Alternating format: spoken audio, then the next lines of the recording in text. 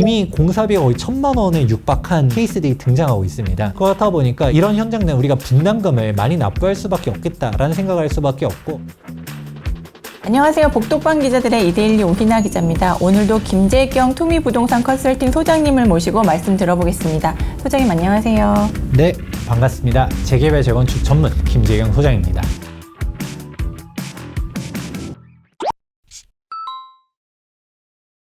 공사비가 고공행진하면서 최근 공사비 갈등을 겪고 있는 현장들이 늘어나고 있는데 최근 정비사업 현장 분위기는 어떤가요? 솔직히 말씀드리자면 지금 정비사업 현장 분위기는 가면 갈수록 더 안 좋아지고 있습니다. 사실 공사비 갈등 이야기가 하루 이틀 이야기는 아닙니다. 이미 사실 2년 전부터도 철근값부터 시작해서 시멘트 대란 막 이런 얘기들도 나오지 않았습니까? 네. 그런데 이게 지금 가면 갈수록 오히려 더 본격화되고 있다고 볼 수 있어요. 이제 가장 대표적으로는 이제 시공사를 선정하는 조합들 같은 경우는 시공사들이 입찰에 참여하지 않다 보니까 예전 같은 경우에는 불과 한 2, 3년 전에는 시공사 수주 전쟁이라고 됐잖아요. 네. 워낙 각종 입찰 제안을 하면서 치열한 열기를 보여줬었는데 지금은 치열하다라고 말할 수는 없고요. 애초에 단 한 건설사도 입찰을 안 해가지고 유찰이 되는 케이스들이 나오고 있습니다. 이게 뭐 지방 얘기가 아니라 서울도 마찬가지입니다. 그리고 최근에 강남의 모 재건축 조합 같은 경우는 공사비를 900만 원대로 갖다가 제안을 했었거든요. 그러니까 요즘 공사비가 7, 800이라고 하는데 우리는 좀 줄 거 주고 하이엔드로 짓도록 하겠다라고 하면서 900을 제안했는데도 한 곳도 입찰을 안 해가지고 충격적인 반응을 보여주는 곳들도 있고요. 그렇다 보니까 아무래도 건설사들이 지금은 너무 이제 사업 수지가 안 맞다 보니까 좀 선별적으로 입찰을 하겠다, 아니면 공사비가 어느 정도 적정선이 될 때까지는 좀 기다리겠다라는 입장을 취하고 있습니다. 그러면 이제 새롭게 수주하는 곳들은 공사비를 아무도 수주를 안 하다 보니까 이제 높여지는 방향성으로 가고 있고요. 그리고 또 이제 문제는 수주를 한 곳들도 문제입니다. 아무래도 그전 같은 경우는 평당 뭐 한 300에서 500선에서 많이들 수주를 했었거든요. 근데 지금 그 공사비로는 사실상 적자 수주다 보니까 이제 착공 시점 돼가지고 공사비를 올려달라라는 목소리를 많이 내고 있어요. 그렇다 보니 이제 아무래도 서울시 기준으로는 사업시 인가 이후로 시공 선정을 하는데, 여기에서 지방 같은 경우는 조합설립 인가 이후로 하기 때문에 훨씬 더 텀이 길지만 설령 사업시 인가 이후로 선정한 서울시가 기준이라고 한다 하더라도 실질적으로 착공까지 가려면 관리처분 인가 받고 2주 철거 착공까지 시간이 사실 빨리 가도 한 3년에서 5년 정도가 또 소요가 됩니다. 그렇다 보니까 그러면 그 전에 제안했었던 공사비는 솔직히 그 시점 공사비고 지금 시점에서는 도저히 받아들일 수 없는 공사비다 보니까 이제 건설사 입장도 있고 조합 입장에서도 그러면 그동안 관리처분 총회를 했었을 때 나왔었던 비례율은 그 종전 공사비 기준으로 나온 비례율이잖아요. 아무래도 비례율이 떨어지고 조합원들의 분담금이 나오다 보니까 이 금액을 수용할 수 없다라고 평행선을 달리는데, 문제는 사실 평행선을 달려도 원가가 올라간 거는 부정할 수가 없다 보니까 최대한 서로 어떻게든 더 내게끔 하게 하고 덜 내게끔 하려는 싸움들이 치열한 상황들을 보여주고 있습니다. 최근 총선에서 야당이 압승하면서 정부가 발표했던 정비사업 정책들이 제동에 걸릴 거라는 전망이 많잖아요. 좀 어떻게 보세요? 사실 이 부분이 정말 심각한데요. 왜냐면 정비사업에 대한 공사비 인상이라는 거는 전쟁이 21세기 이렇게 크게 터질 거라고 예상한 사람이 얼마나 있겠습니까? 그러면서 대외적인 모든 물가들이 다 폭등을 하고 있는 모습을 보여주고 있는데, 그 외로도 이제 금리 인상이라든가 인건비 상승 등으로 갔다가 공사비 자체가 종합적으로 올라가게 됐고, 즉 이렇게 되다 보니까 정비사업에 대한 사업성 저하가 연결되지 않습니까? 그렇다 보니 이 정비사업 활성화를 위해서 정부가 각종 규제 완화 대책들을 내놓은 사항들이 있습니다. 문제는 이번 총선에서 야당이 압승을 하게 된 만큼 이번 총선 결과 정비사업 시장이 오히려 또 규제 완화 스탠스가 제동에 걸리는 게 아니냐라는 우려의 시각들이 많습니다. 첫 번째로는 가장 최근에 발표했었던 일시 부동산 대책을 한번 살펴보면 좋을 것 같은데요. 당시 이제 발표한 사항들이 여러 가지가 있었지만 거기서 정비사업에 대한 이슈들을 한번 짚어보게 되면 재건축 같은 경우는 안전진단 규제 완화안이 있었습니다. 근데 아무래도 아무래도 모든 대책들은 맨 마지막에 시행 계획을 살펴보게 되면 이게 법령 개정사항인지 시행령 개정사항인지가 구별이 되어 있습니다. 대표적으로 앞서 언급드렸었던 안전진단에 대한 사항은 도시 및 주거환경정비법 개정사항이고요. 그리고 추가적으로 뭐 재개발 같은 경우는 노후도 요건을 완화하겠다라는 사항도 있거든요. 근데 이거는 시행령 개정사항입니다. 그렇다 보니까 시행령 개정사항 같은 경우는 국회 구성이 어떻게 되던 간에 진행될 가능성이 있겠지만 법령 개정들은 어렵겠다라는 인식들을 할 필요가 있는 것이죠. 그런데 사실 지금 일시 부동산 대책의 대표적인 시행령 개정사항, 법령 개정사항을 말씀드리긴 했지만 재개발 재건축에 있어서 사실 족쇄와 같은 법률들은 대부분 법령으로 개정해야 되는 사항들이 많습니다. 그렇다 보니까 정부가 이번 2024년도를 떠나서 그 전에 2022년도부터 발표한 사항들을 보다 보면 법령 개정 사항들이 정말 많았었는데 그래도 이게 개정이 민주당이 반대로 인해서 그동안 지연이 됐다 하더라도 또 총선도 있고 무작정 반대만 할 수는 없지 않겠냐라는 시각들도 있습니다. 실제로 재건축 초과이익 환수제 일부 개정안이라든가 아니면 노후계획도시 특별법 같은 경우는 통과가 되기도 하지 않았습니까? 그런 식으로 뭔가 이제 받아들여진 것도 있고 약간 좀 후퇴했다 하더라도 일부 개정이라도 되는 사항들도 있었는데 근데 지금까지도 개정이 안 된 사항들은 그동안 정부가 발표를 했었던 거를 믿고 기다렸었던 사람들 입장에서는 앞으로는 개정되기가 어렵겠다. 과연 재개발 재건축 규제 완화가 될 수 있겠냐라고 바라보는 시각들이 많습니다.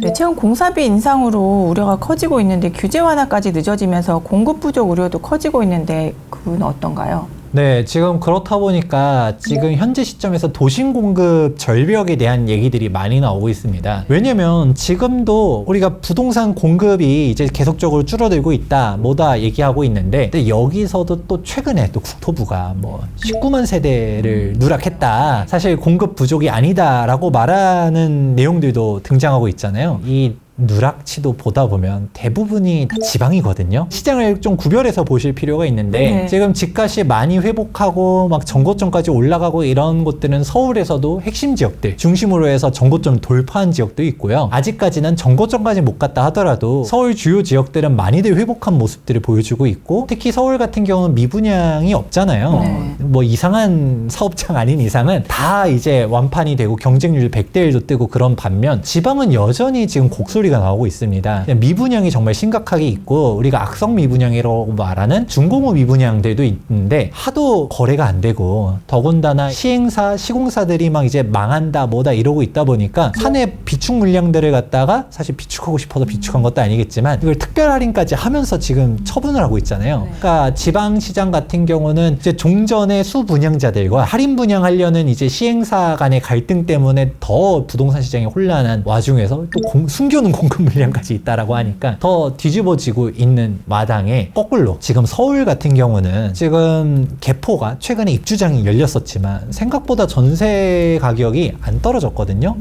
그리고 지금은 전세 가격이 다시 다 회복하고 있는 모양새를 보여주고 있는 게 사실 서울은 공급 물량이 많지 않습니다. 그렇다 보니까 지금도 전세 금액 보면서 이제 둔촌주공 입주할 때를 기다려야 전세가 조금 진정되겠다. 지금 뭐 50주 연속으로 전세 가격 상승 얘기를 하고 있지 않습니까? 네네. 그렇게 얘기가 나오고 있는 게 지금 서울, 즉 도심 공급 물량의 심각성이 이미 벌써부터 나타나고 있습니다. 아직까지는 그래도 공급 물량이 어느 정도 있습니다. 서울 같은 경우는 통계 자료를 살펴보게 될 때 2만 세대에서 한 3만 세대 정도의 입주 물량이 있거든요. 그런데 앞서서 개포 말씀드렸었던 것처럼 생각보다 우리가 입주량이 많지 않다라고 체감되는 이유 중 하나는 서울의 통계량을 또 한번 살펴보게 되면 멸실주택 물량도 살펴볼 필요성이 있습니다. 서울의 멸실주택 같은 경우는 평균적으로 한 2만에서 3만 세대 정도가 멸실되고 있다라는 거를 또 확인해 볼 수가 있어요. 그러면 아무리 2만 세대가 공급된다 하더라도 멸실된 게 2만 세대면 사실 플러스 마이너스는 제로라든가 아니면 늘어난다 하더라도 얼마 안 되는 그런 현상이 있기 때문에 그래서 지금 우리가 공급이 아직까지는 충분해요 라고 말을 한다 하더라도 실제로 체감되는 공급량이 얼마 안 되는 이유가 여기 있습니다. 그리고 지금 서울에 일반 분양하는 세대수도 보다 보면 다들 우리가 기다리고 있는 뭐 대단지 아파트들이 지금 최근에 처형 나오는 게 서울은 거의 없잖아요. 그렇다 보니까 앞으로의 공급 물량들이 더 문제가 되게 되는데 대표적으로 2026년도가 되게 되면 서울의 아파트 입주 물량이 단 1만 건도 안 되게 그냥 확 줄어들게 되는 상황이 됩니다. 물론 지금 해당 부분들은 이거는 실제로 분양까지 되면서 나중에는 좀 더 플러스가 될 수도 있겠지만 현 시점에서 짓게 되는 물량이 그렇다 보니까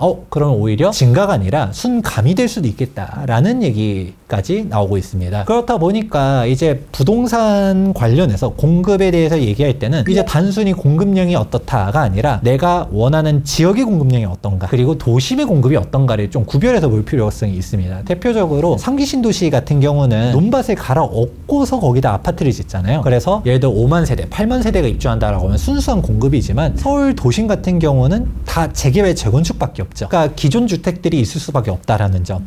그리고 재개발 재건축 사업이라는 것 자체가 사실 정말 장시간을 바라보면서 추진하게 되는 사업이거든요.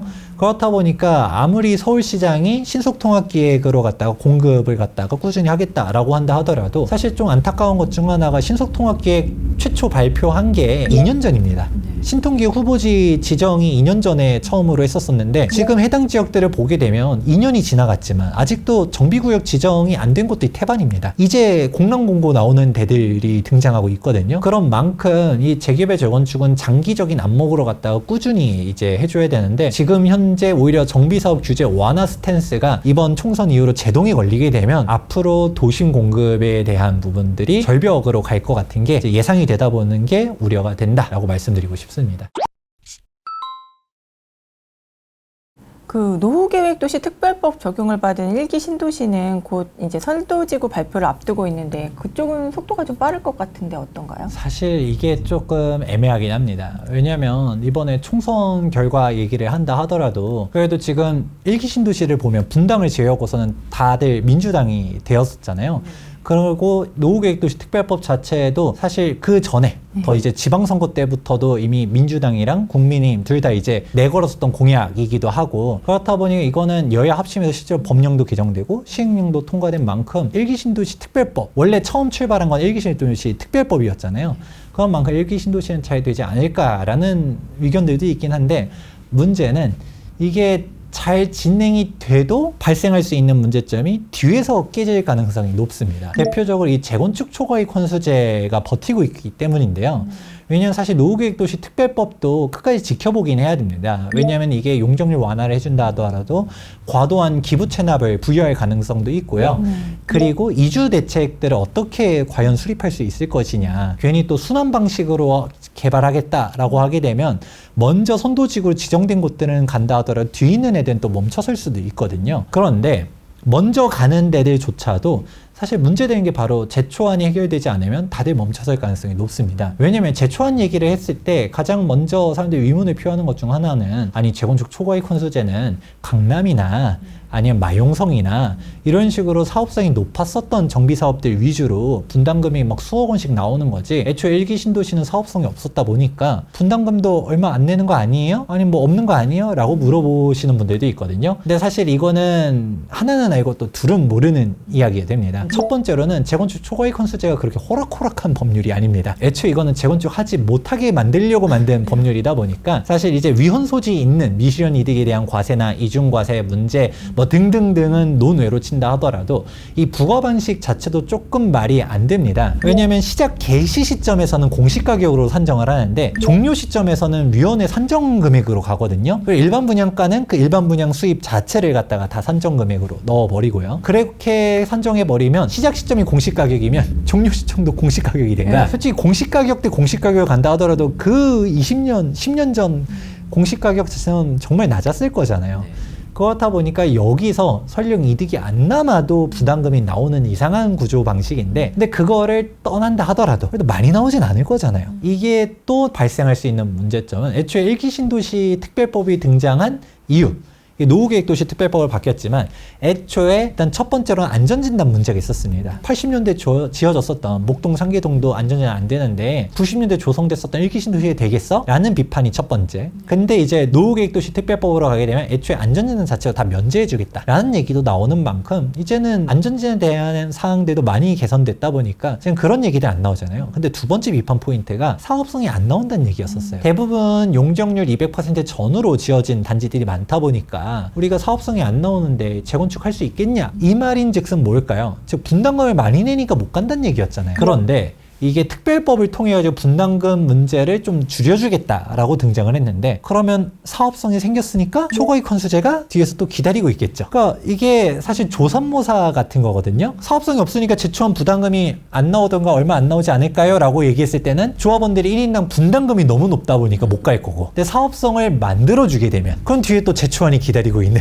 벌었으니까 네. 벌었으니까 내야지 라는 얘기가 되는, 사실 이거는 남 얘기라고 그냥 그동안 치부해버리는 사람들이 많을 텐데 돌고 돌아서 우리 얘기가 되는 겁니다. 그렇기 때문에 각성할 필요성이 있어요. 재건축을 희망하시는 분들은 이거는 뭐 여야 다 떠나서 노후 도시들을 정비할 필요들은 분명히 있습니다. 네. 그렇기 때문에 우리가 정비를 하려고 하게 되면 이 말도 안 되는 법을 현실적으로 개정을 하든가 아니면 폐지를 하든가, 근데 폐지할 자신 없으면 한시적 유예라도 해야 된다고 보고 있거든요. 그러면 우리가 재건축 뭐 오래 걸려요 라고 한다 하더라도 예전처럼 토탈 한 5년 유예를 하겠다라고 하게 되면, 그러면 지금 진행을 해야 제초안을 피할 수 있겠네? 그럼 빠르게 관리 처분합시다 라고 하면서 조합원들이 대동단결해서 분담금이 나와도, 또 서울 같은 경우도 서울시랑 기부 체납 때문에 엄청 싸워대잖아요. 근데 그것도 해결되지 않을까라는 생각도 들어요. 왜냐면 기부 체납 비용이 좀 과도한 것 같은데 이거 서울시 양아치 같은데? 라고 생각을 한다 하더라도 지금 하면 제초안이 안 나온대 라고 하게 되면 아유 줄 거 주고 빨리 합시다 라고 하면 공익적인 부분도 챙기고 서로 윈윈이 아닐까 싶은데, 숟가락을 양쪽에서 다 들고 있으면 조합원들이 이걸 해서 남는 게 뭐냐, 공공기여만 열심히 하고 우리는 분담금만 그 초과이익 환수금만 내고 남는 게 없다 라는 얘기가 나올 수 있거든요. 그런 상황이 되지 않으려면 무엇보다도 지금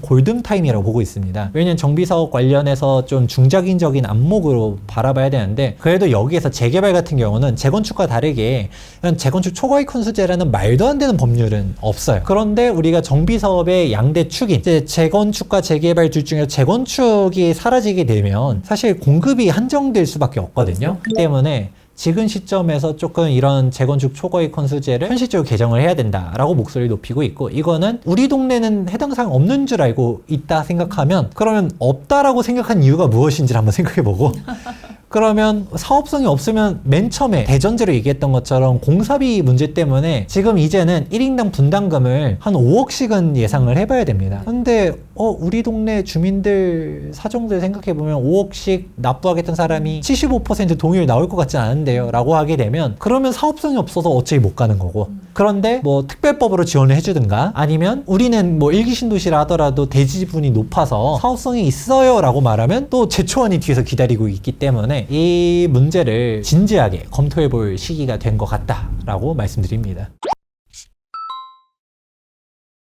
최근에 정비사업 분위기가 좀 안 좋긴 하지만 그래도 최근에 좀 투자할 만한 곳들은 있나요? 사실 요즘은 거꾸로 말합니다. 투자할 만한 곳이라기보다는 살아남을 곳들이 어디냐. 아, 그래요?